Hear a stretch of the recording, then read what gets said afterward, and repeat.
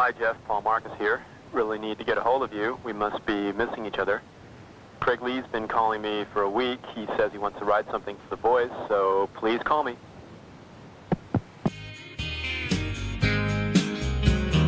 One more midnight, her man is still gone. The nights move too slow. She tries to remember the heat of his touch while listening to the border radio. She calls toll free and requests an old song, something they used to know. She prays to herself that wherever he is, she's listening to the border radio. This song comes from 1962, dedicated to a man who's gone. 14,000 watts out of Mexico. This is the border radio. This is the border radio. She thinks of her son asleep in his room. Our man won't see him grow. She thinks of her life and hopes for a change while listening to the border radio. This is the border radio.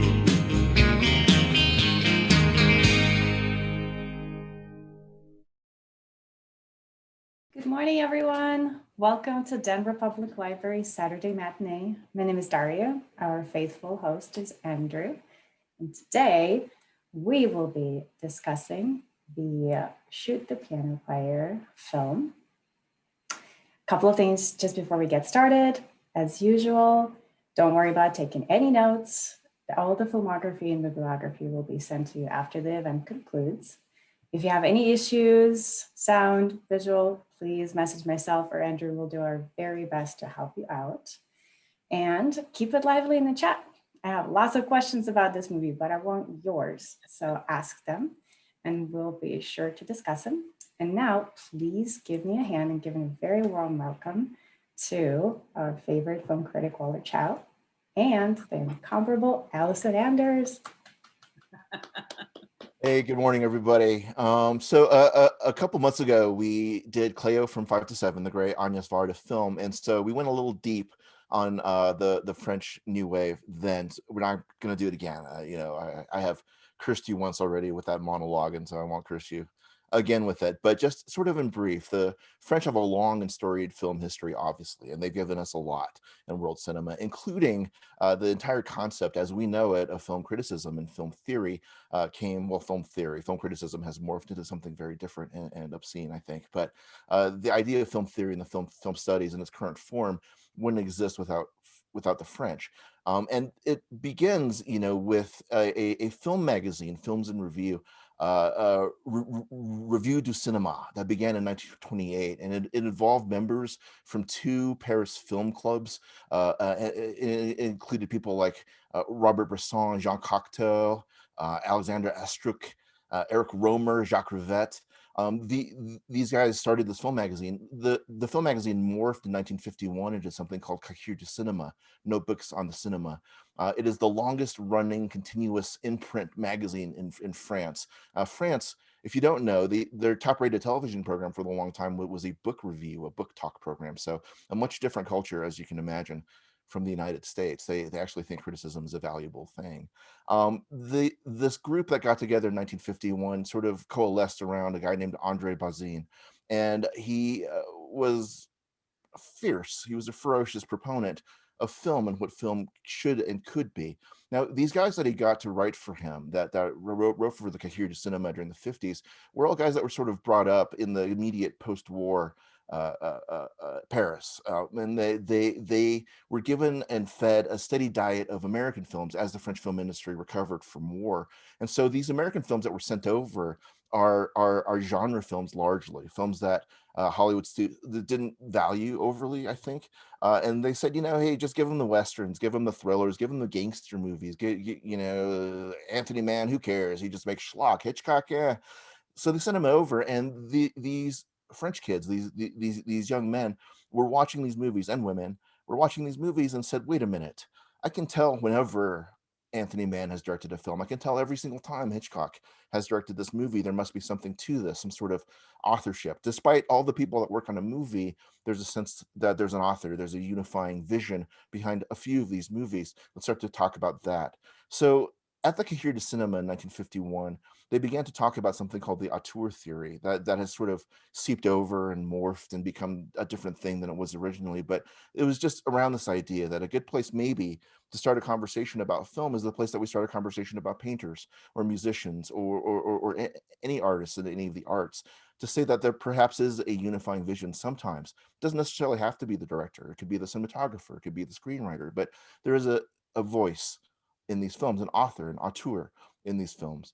In 1954, a young firebrand of a film critic, a guy who was notorious in certain quarters in France for being a flamethrower. He was called the gravedigger of French cinema. If he didn't like you, he would let you know it in no uncertain terms. A young guy named François Truffaut wrote an essay in 1954 called Une certaine tendance du cinéma français, a certain tendency in French cinema, in which he lambasted the subject material that was favored by French filmmakers during that period of time, all costume dramas and social dramas and these things that he's like, this is boring, it's so déclassé, it's for the oldsters.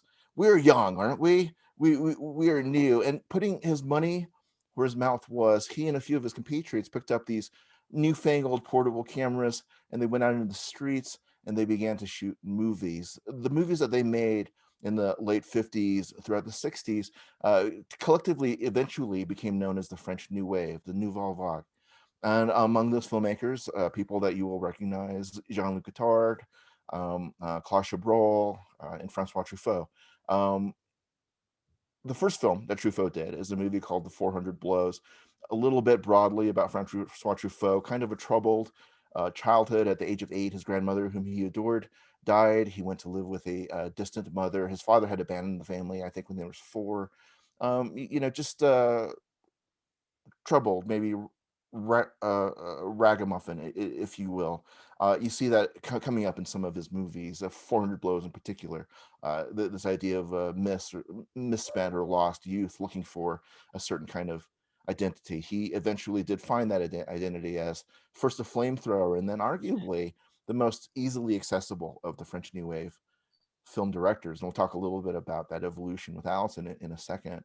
The movie we're watching today, that we have watched today, Don't Shoot the Piano Player, was released immediately after, a year after his debut, The 400 Blows. And 400 Blows sort of set the world on fire. So people were very interested in seeing what his follow-up would be. And most of everybody at the time was disappointed at the result. I think time has shown that, at least for me, this is his most playful film.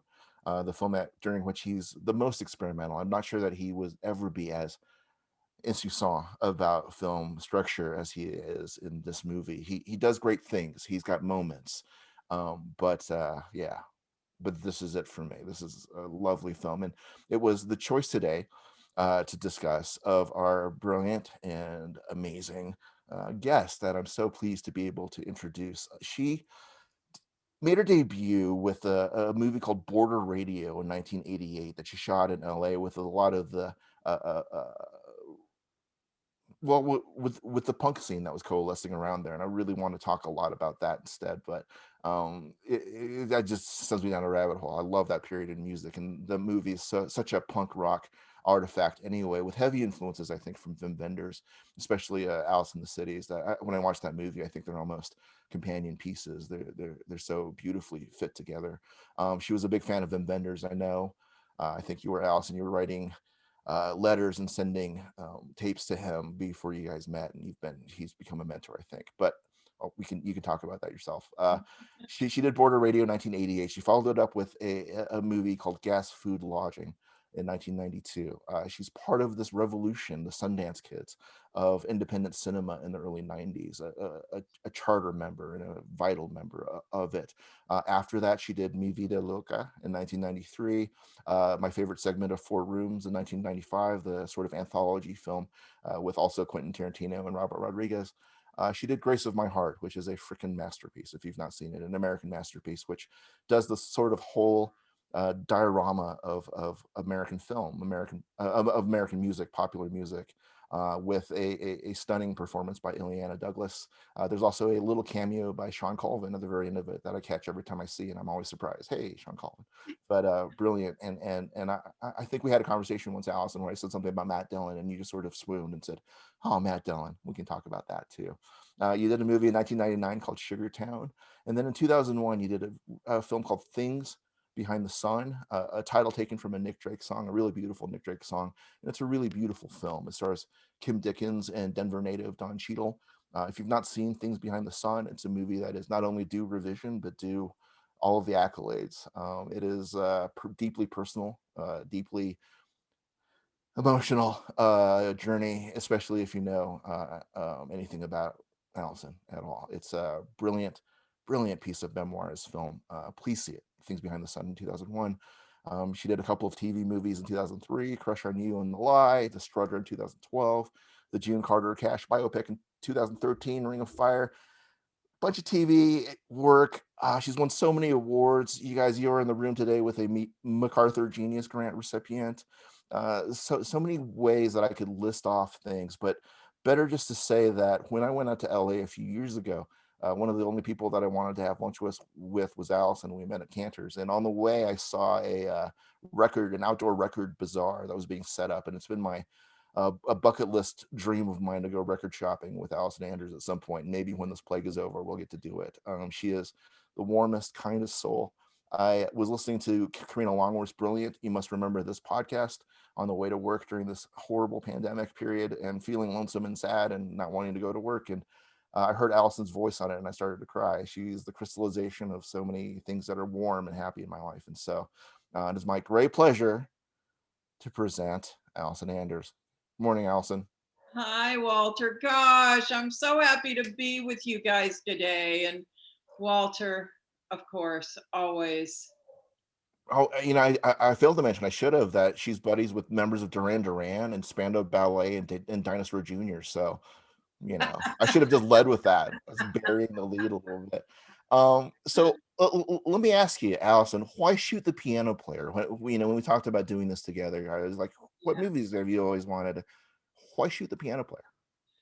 Well, this movie, I love this movie so much. And you were astute at figuring, at pinpointing that there's a little bit of influence on board a radio from this movie.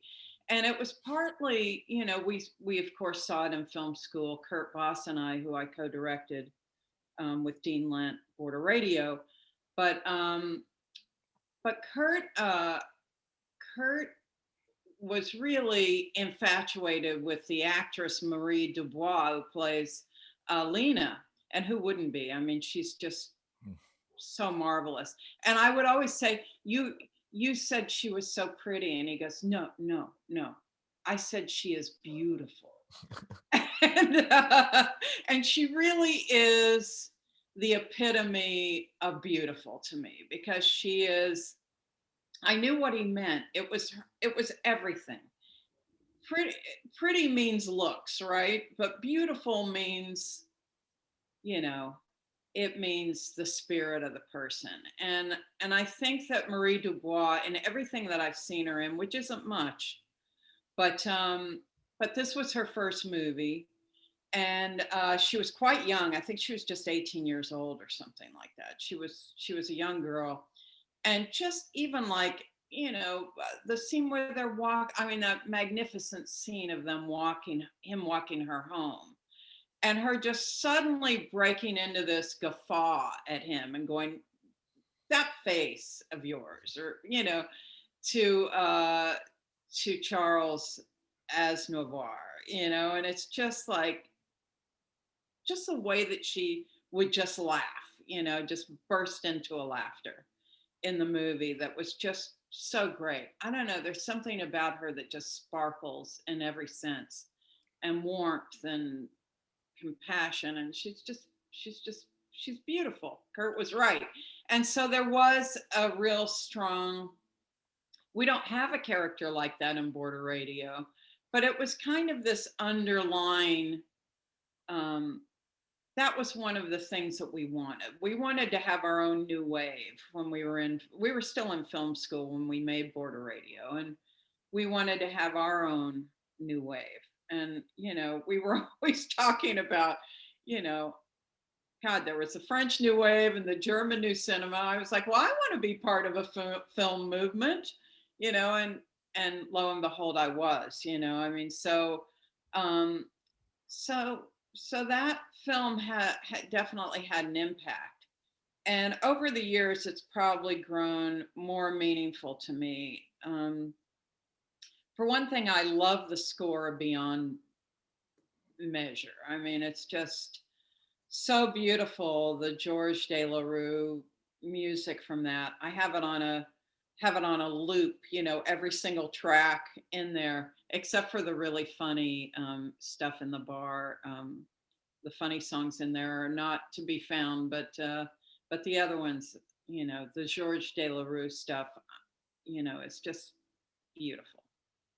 Yeah, Delarue had a really, really long storied career. I think he lived to 1992. He did stuff like Agnes of God in the United States and Right. Day of the Dolphin, of all things. He won an Oscar for A Little Romance.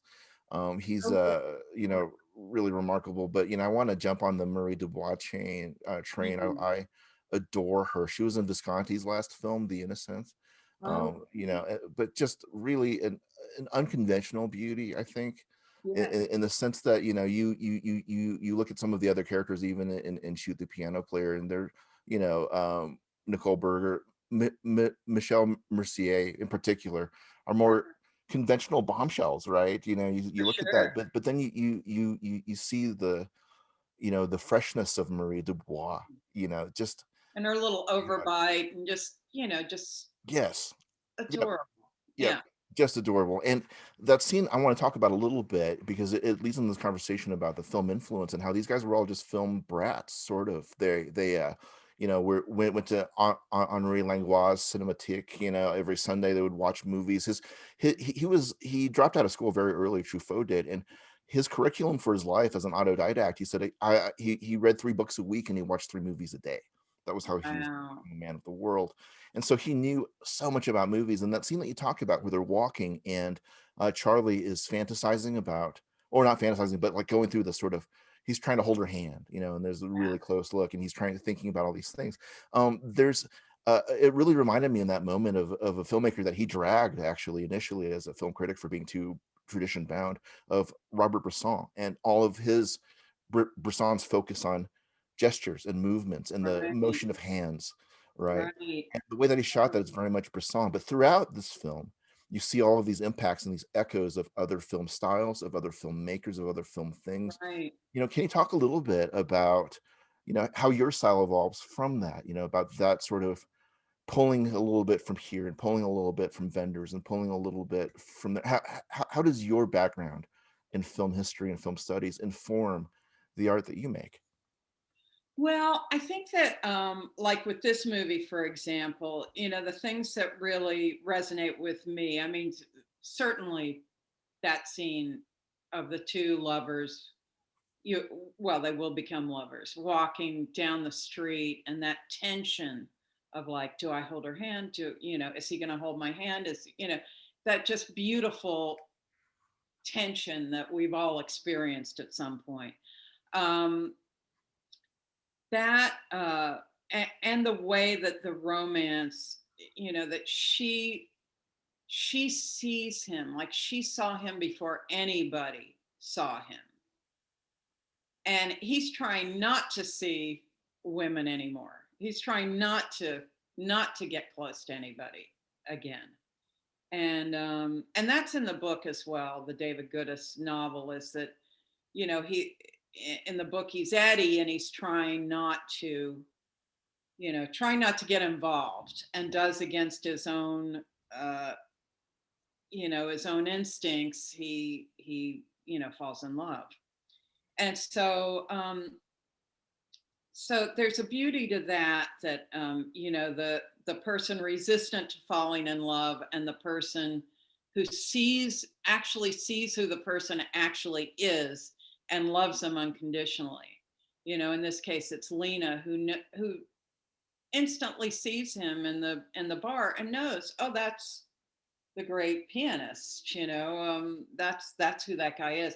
And what's interesting for me is that there's a double voiceover in this, so that there's dual points of view. So you've got Charlie's voiceover, you know, but you've also got her telling his story, which is fascinating to me, you know, is that she tells, this is who you are.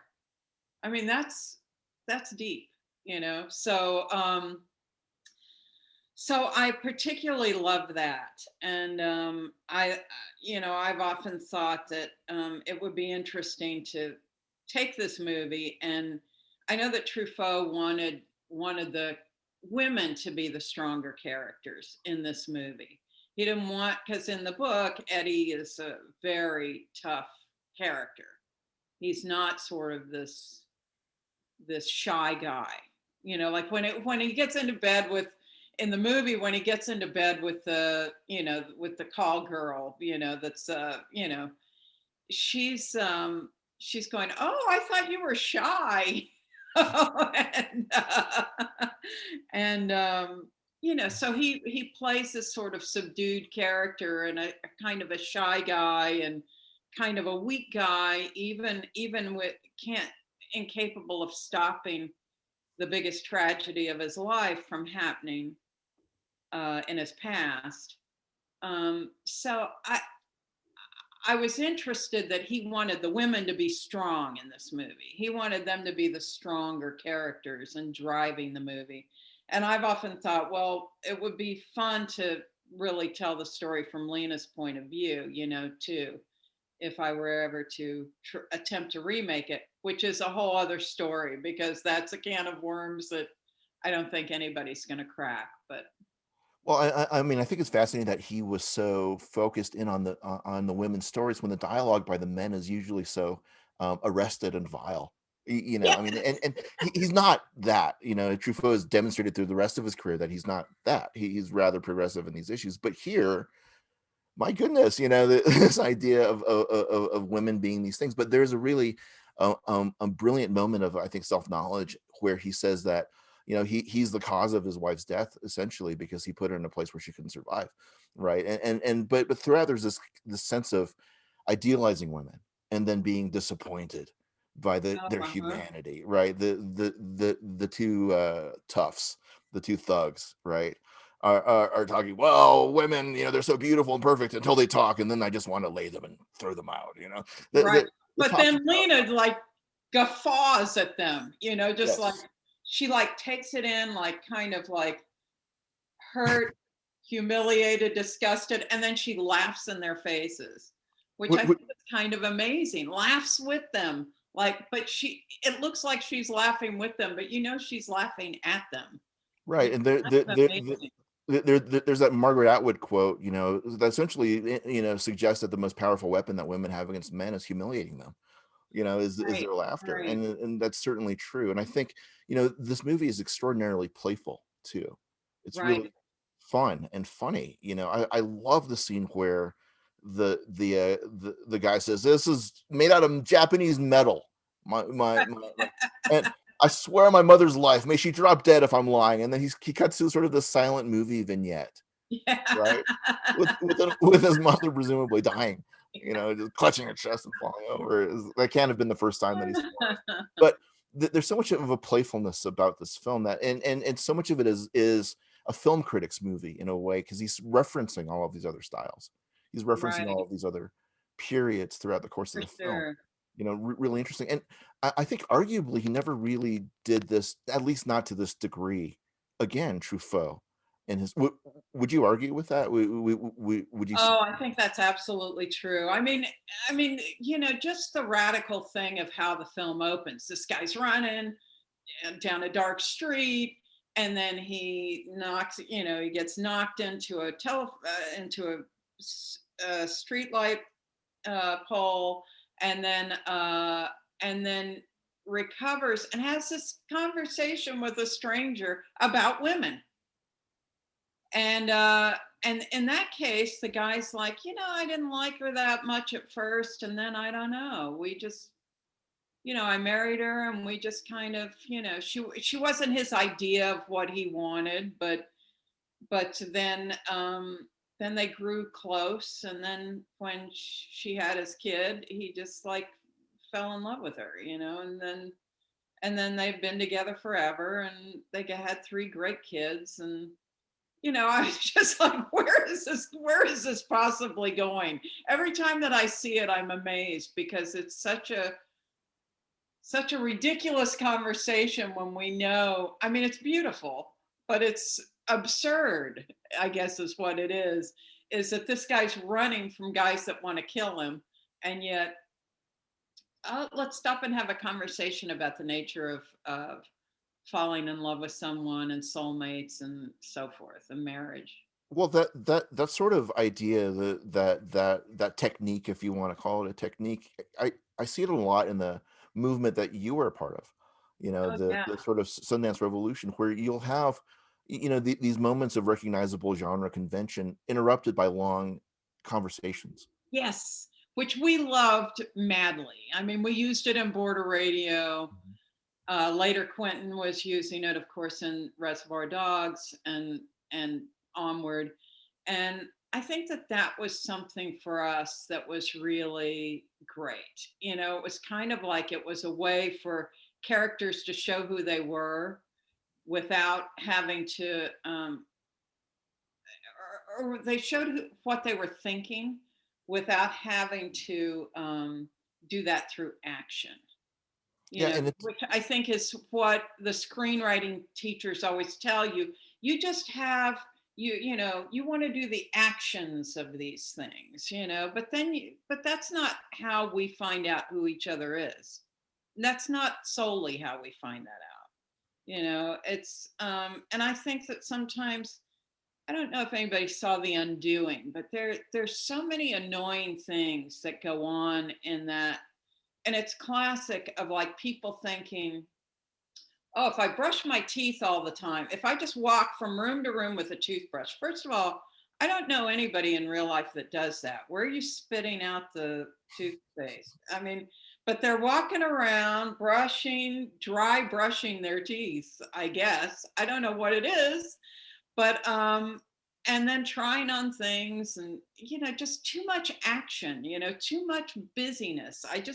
I just think an actor's like, I'm just like, this tells me nothing about you, so stop doing it. I'd rather hear a long conversation that seems ridiculous, but that's going to tell me something more. So, I prefer that to an actor making a choice of like, you know what, I want this toothbrush right now, or I want to be filing something annoyingly, or I want to be chewing. I mean, please don't do that, Yeah. Nicole Kidman does every single one of those things in that series. Every single one.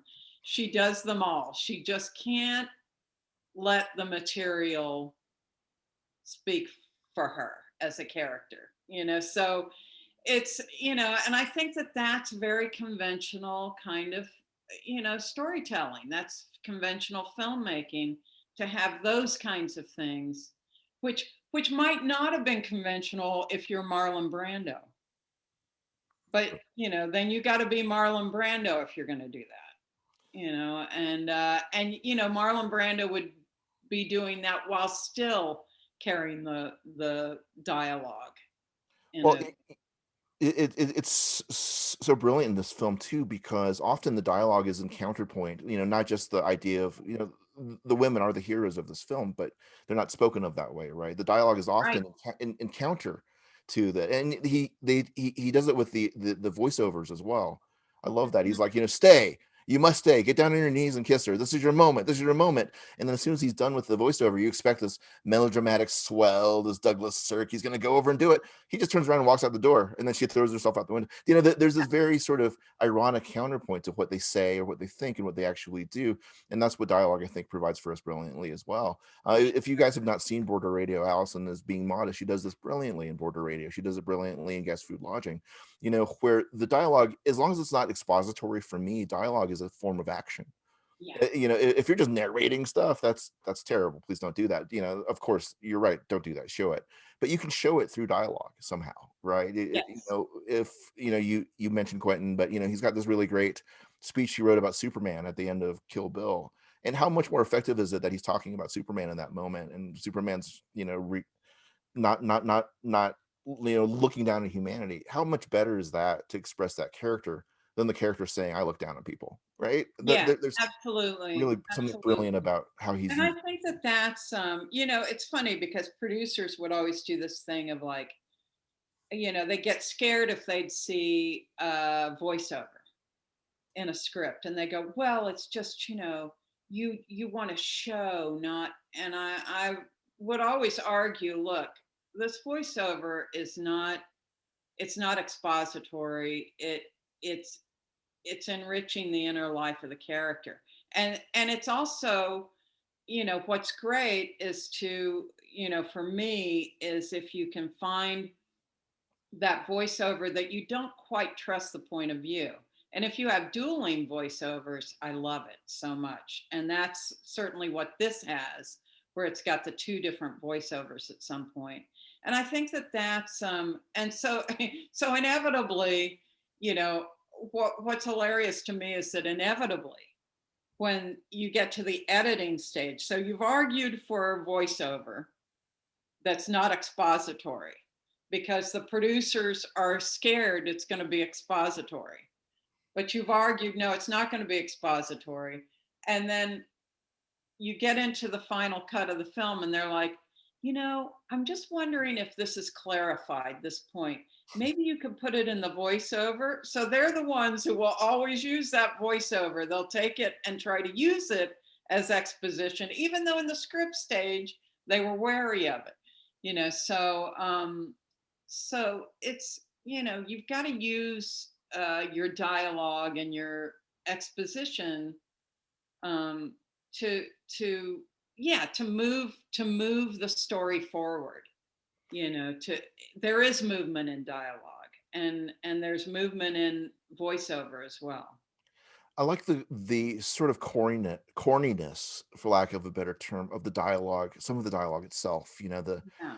you know, you know, like my whole world is a dark room, or you know, I don't know you, we may never meet again.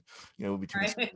there's these sort of large classic Hollywood Casablanca sort of, you know, I think Casablanca maybe influences us a little bit in the flashback, but you know, there's this largeness about the dialogue that I think speaks dually, not, you know, to the meta text of the film, but also to this idea that we are all, you know, all of us in this room, movie struck, and we sometimes imagine ourselves as heroes in a film, and we speak in movie quotes sometimes because they speak more eloquently for us than our own words do. You know, talk to me a little bit about, because I know that you're addicted as well, about the rapture of movies that these guys in the French New Wave and Truffaut and Godard and all these guys, they begin as film critics, which who see an unnatural amount of films. I can vouch for Mhm. that.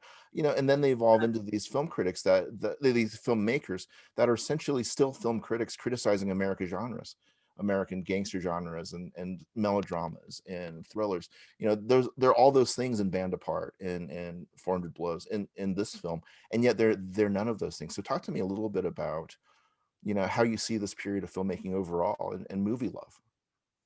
Well, the thing is that they also grew up in a time. I mean, I think they're a little bit younger than my mother, but not by much. And I'll tell you that I, at one point, my mother gave me her diaries to read that she had been keeping since she was 7 years old, up until um, I don't know, up until I was about seven or something. And I said, well, Mom, I've learned one thing for sure from looking at your diaries, and that is you never saw a boy that wasn't cute, and you never saw a movie that wasn't fantastic. And so, she went to movies obsessively, but I don't think that that was atypical. People in the 40s, 50s went to movies constantly. And so, when I grew up, I mean, I was in a small town, 30,000 people in my town in Kentucky. And there were two movie theaters, and I was there every weekend. I mean, I would go to the movies by myself at 7. I'd walk to the movie theater, and you could stay all day. And you'd get a double feature. You'd get cartoons. You'd get maybe a short subject as well. And you could stay and watch them over. You could watch that double feature over again. So so I think that in a way, there was a movie loving culture all over the world that was fostered just by the way that the movie industry really worked quite well, in distributing these films. And so, and also in my hometown, I would see things, the first movie I saw in an actual theater was King Solomon's Mines. And that was like, I think that came out the year I was born. So, I saw it at like 5 years old. So it was already, they would just replay things. They would have stuff still sitting up in the projection booth, I guess. And they just pull out the print and put it up. So, and people would go, it would be packed, the theaters would be packed. They weren't empty like they are now, sadly, or like they have been for a while, but, so I think that there was a love that was already there. And I think that, it's interesting what you said about the B movies making it to France at that point. Because that's what often happened in my hometown was we get the first runs, but we get B movies too, and movies that were, like I said, already past their currency as a new film. So I think that kind of enrichment. By the way, also, I know that we think we've got access to a lot of movies now on TV. You can't even touch the access we had on regular old 3-channel TV, pre-cable. At midnight, it'd start running, and you'd see everything under the sun. You'd see silent movies. I saw Citizen Kane when I was 5 years old, on TV, and it stuck with me. It's, you just see all these juvenile delinquent films from American International Pictures. You'd see film noir. You'd see, it was just like endless what all you could see, on into the 70s and 80s, we had this culture. So it kills me that people think they have such great access now, and they actually have far less access than we had. Yeah, and there's certainly a lack of good curation of those. Yes. Of those. I Yes. mean, you can Google it, but you have to know to begin with. Yeah, you have to know it. And back then you discovered it. 5 o'clock in the morning in the 80s, you'd see these crazy Crown International movies, that were like vampire movies and weird stuff like that, or rock and roll movies, and just things that are not accessible on TV now. I know that we think we've got it, but we really actually don't. Well, I saw so much stuff that way that I would see decades later, and I'd be, oh my God, I thought I dreamed that, or I thought that my brain's been rewired somehow that I remember Yes. that. Yeah. I mean, shout out to my friend Millie DeSherko on TCM, who programs TCM Underground, which is how Border Radio got on TCM, was through her. And, you know, she had that same instinct, you know, which was, let's play something that you would only see at midnight and, yeah, and beyond. And you go like, what? What is this? You know, which I love. I love that, you know, and I love that I'm part of that. What?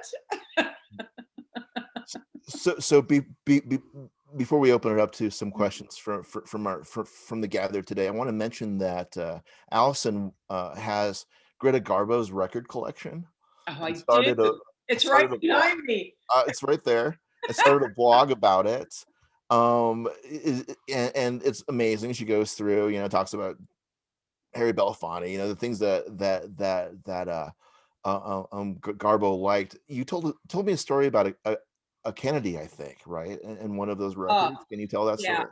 Well, I'm a little obsessed with Kennedy. I'm one of those people. And because he was killed when I was a child. And it was, of course, something I never got over, and I don't think the country ever got over, frankly. But so I'm obsessed with Kennedy, and I end up with this Greta Garbo record collection, which was amazing. It's only her rock and roll records. So although there's other stuff in there in the mix, I ended up getting a second batch of them later that became offered. But so she had these Beatles records and she had all this stuff, but she had this, they were all LPs, but there was 145. So I was just like, and it was a picture sleeve. So it was for PT 109, which was, it was a Jimmy Dean novelty record about Kennedy's, you know, famous heroic story. And this novelty record was a hit in like during his presidency, 62 or whatever. And I thought, oh God, why did she have that? This is such a shitty record. Well, later I come to research that in fact, Garbo was a fanatic for Kennedy. She was like really she was a big fangirl and she would write fan letters to people, even in her reclusion. So she wrote a fan letter to Paul Lynde, which I think is pretty hilarious. But she wrote this fan letter, you know, she really loved Kennedy. And so she didn't write a fan letter to him, but they invited her to the White House. She had been invited numerous times through numerous administrations and she always declined. But Kennedy, So Jackie assured her when they brokered the whole thing that of course, no photographers and no reporters, that there would just be 6 of them. And it was Jackie, JFK, his friend Lem, who was, you know, part of the White House, a socialite, and her sister, Jackie's sister. So they had this dinner and it was like the time of Garbo's life. She and JFK played a trick on Lem, his best friend. And, you know, she was just like, oh my God, you know, this is like, I've finally, you know, reconnected with life again. And these are my new friends. And then 10 days later, he was assassinated. So, so when the 50th anniversary of the Kennedy assassination came up, I was like, oh God, I was just devastated and I was feeling bad. And I thought, you know what, I'm going to write on my blog, I'm going to play this stupid record that Garbo had, and I'm going to write about the dinner that Garbo had with Kennedy. And so I put the record on the record player and I see some writing on the label and I went, oh my God. I stopped the record and it says to Greta Garbo. And then this messy signature, love, and a messy signature at the bottom. And then at the top around the label, it says, and love from Jackie too. So I immediately took the record off. I hit up my friend from Bonham's auction house and I go, is this JFK's signature? And she says, Allison, please never play that record again and keep it in a safe place. And when you're ready to give it to us, we'd be happy to put it on auction. So that was pretty insane that I ended up the keeper of this artifact. I mean, it's weird. It's weird. So I think there's a little movie there about the Kennedy Garbo dinner for sure. Yeah, well, and I bring it up because obviously Allison, among all of the things that she is also a music historian. She has started a music festival with her daughter Tiffany, and is really active in the scene. She knows everybody that you should know, and she and part of the as I was preparing for Shoot the Piano Player, I was thinking about maybe reasons why this meant so much to Allison, and one of the things that Truffaut said about this film at the time, he compared it to a musical. He said, I was trying to sort of shoot a musical. He said it was like a jazz score, the conception of the film. Here's the quote: "You shouldn't look for reality in Piano Player, neither in that family of Armenians in the snow or near Grenoble, nor in the bar at Le Volet Perret. You don't dance in real bars, but simply for the pleasure of mixing things around to see if they're mixable or not." And I believe a lot in that idea of mixing, which I think presides over everything. The idea was to make a film without a subject, to express all I wanted to say about glory, success, downfall, failure, women, and love by means of a detective story. And I see a lot of really that beautiful sort of coming together of a musical piece in some of your work too, Allison, and Grace of My Heart in particular. It's structured like a long song, I think. Okay. Where there's not a traditional narrative with a first act, second act, third act, but rather there is movements, libretto, if you will, where you keep coming back to certain themes. And certainly I think Piano Player does that as well. So for someone as musically inclined, obviously, as Allison, this movie for me makes even more sense. And I would end before I keep promising to go to questions, but I got one more thing: that this movie, the way that the men talk in this movie reminds me of the lyrics to Tom Waits' song Shore Leave. Are you familiar, Allison, with Shore I'm Leave? not. Well, it's the premise of the song is Tom Waits is a sailor that writes a letter home to his wife, but in between he's talking about pornographic playing cards and shooting pool in a rainstorm and all this stuff. He's really rough, and then the chorus is, and I sat down and wrote a letter to my wife, and the letter is, "I miss you, baby. I miss you so much. Are we Yeah. under the same moon together?" So the exterior and the way that men are allowed to talk to each other about Yes. tenderness and love versus the interior and the real trauma and the suffering that men go through by not being able to express it. And I don't want to make men victims because they're always not. But there's something truly tragic about men's inability, I think, to have that Oh kind yeah. Oh yeah. And I think that that's Shoot the Piano Player. I think that of. that's the beauty of that character, Charlie. I think that that's some. I mean, I don't know. I find it forever moving. Male characters in particular, because that's usually who it is, right? Who can't express their deepest feelings and that have a sort of locked door to themselves,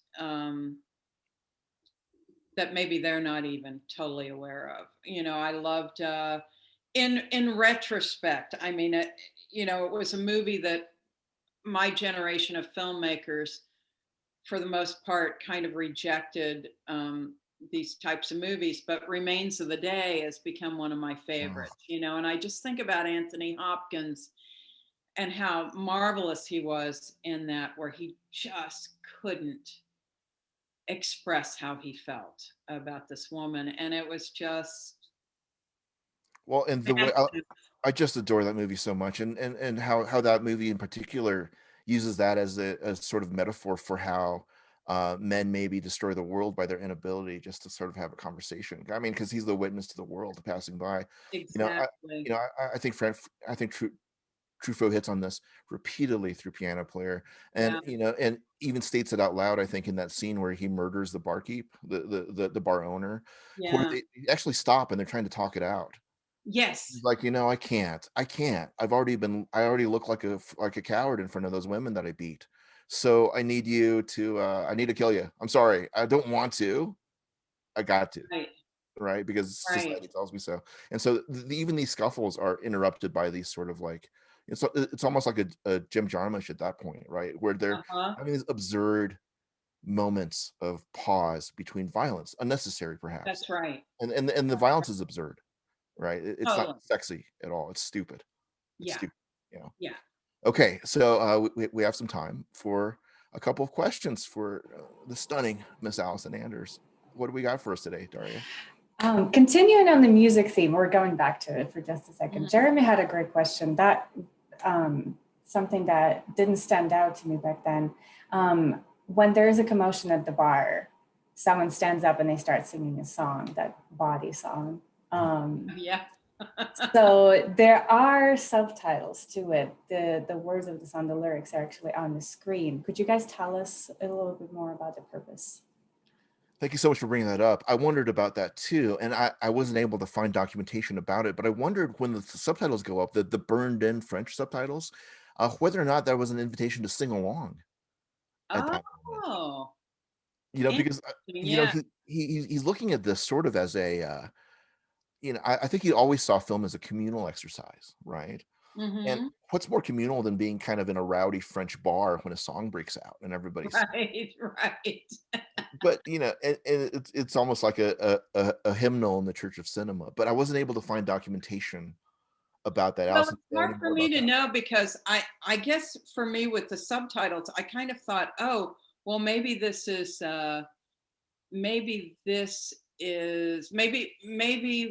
you can't quite make it, like that the accent was so strong that you couldn't quite make it out. But then that doesn't really make sense because the language is different. So I don't know. Yeah, it's fascinating. I mean, that bar scene is fascinating to me.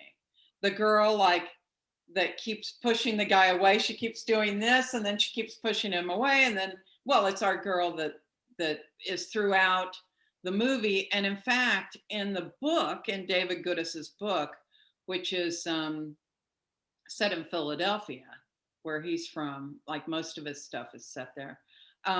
He she's kind of the heroine in a way of the book. I mean, she's consistently part of the book. She's a survivor. But I think that whole thing with her, like, drawing him in and then he slaps her face and then the brother knocks him to the ground and she's kind of unfazed by it. She does this all the time.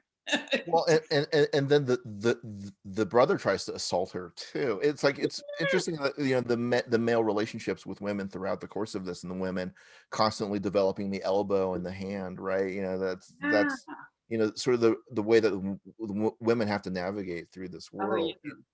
world. That woman is played by Michelle Mercier. She had a long career. Became sort of a big bombshell actress, in Beautiful. France. She's still alive. She's still alive, but really quite beautiful, really striking. Been in dozens of films. But yeah, it's a really great scene too, because I think he gives life to each of the individual extras in that scene Yes. as well. Yeah. Each of them are having those moments Live. It's like and it tells us a lot about Charlie in doing so. for sure, for sure. And I in sort of going back about the music thing too, I love the scene with the kid Fido, Oh, where yeah. he's walking down the street with his buddy, and he's singing as they're walking down Yeah. the street. What a Yeah. amazing, I can imagine Denis Lavant doing something like that in a film nowadays. But it's like it's a re- re- remarkable moment in a film that somehow works and connects it with the rest of the vibe of the movie without actually making any sense narratively. I guess that doesn't Right. matter, but it's such a beautiful moment. All right, other questions, Daria? Jeremy gets the gold medal for this one because that was his hypothesis of why the subtitles were on the screen. Oh, Because he I thought love it it. was what people were invited to sing. So awesome. I love it. Another great question is from Jeff. Just gonna read it. It was so interesting to me while watching that no one, including the kid Fido, seems terribly worried about being kidnapped. Charlie, Lena, and Fido all just shoved in the car, all seem pretty chill. So could you tell us your thoughts about this tone, considering that like she got shot in the end by her kidnappers? Right. Well, that's the kind of amazing thing about this movie to me is that that's why I think the violence at the end is so shocking, is that everything that they attempt to do seems ridiculous. They both smoke pipes and they're just so silly. They're goofballs. animals and ineffectual, it seems. But yet they actually, that's part of the problem, is that they are somewhat bumbling, but that bumblingness of them and that inability to really think things through in a strategic way. I mean, they're not real gangsters, right? Because that's the funny part of, they're there to be funny. But then in the end, they actually really do commit this violence. And I think that, again, it's Truffaut playing with the gangster thing, but not really wanting to, he's not committed to the gangster thing, which I appreciate because I hate gangster stuff. So, but he's gotta exact a cost. That cost has to be exacted, right, for the character's journey. So, Well, and I love that. I think, so much of what I love about the French New Wave is that, with exceptions, obviously, but there seems to be generally, with Godard especially, this right, irreverence towards film structure and film form, that they're actually commenting on these things. And I don't know that I ever forget in Shoot the Piano Player, really, that I'm watching a film. That right, it's never entirely emotionally engaging. It's fascinating, but on an intellectual level right. for me. I care a lot about Marie Dubois because she's so amazing and compelling and warm a presence. I imagine I could run into her at a diner if diners were open, but she's so immediately engaging Yeah, that she gives that. But I'm not sure that this movie invites that. I think the movie more is like, we're going to talk in a broad sense, as though we were sitting in a cafe in Paris, about men and women, about what men like and what women like. Sofia Coppola's new movie On the Rocks has a really interesting scene that I was thinking about as I was watching this film again, where the father, played by Bill Murray, is talking about why women are attractive to men and this evolutionary biological theory, and it's all this very sort of absurd sort of thing. And I'm like, this is a Truffaut dialogue. This is a dialogue where it's just like, it's ridiculous. It's patently ridiculous on its surface, especially that he's having this conversation with a woman. And just like the characters in this film, it's offensive in a way, but it's also irreverent. And so much of this movie is irreverent. Even in the very dramatic moments with the wife, essentially threatening suicide, he does these shock pans, these shock reaction shots.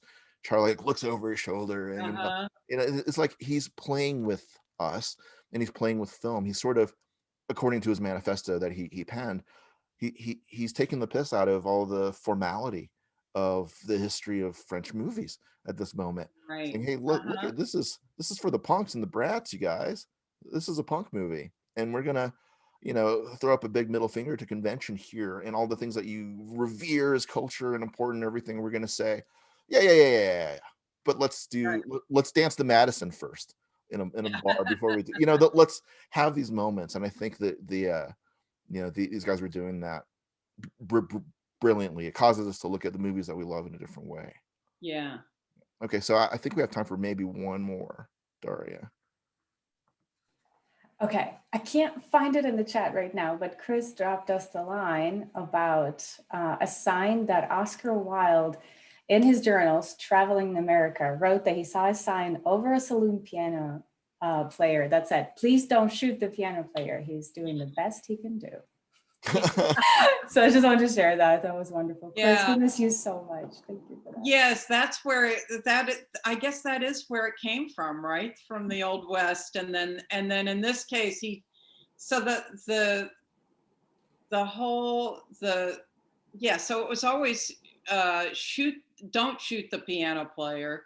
And in this case, shoot the piano player, which is not the name of the book. The book is called Down There by David Goodis. But now you will not find Down There too readily available, because once the film came out, Goodis's publisher changed the name to Shoot the Piano Player. So when you buy the book now, you buy it as Shoot the Piano Player.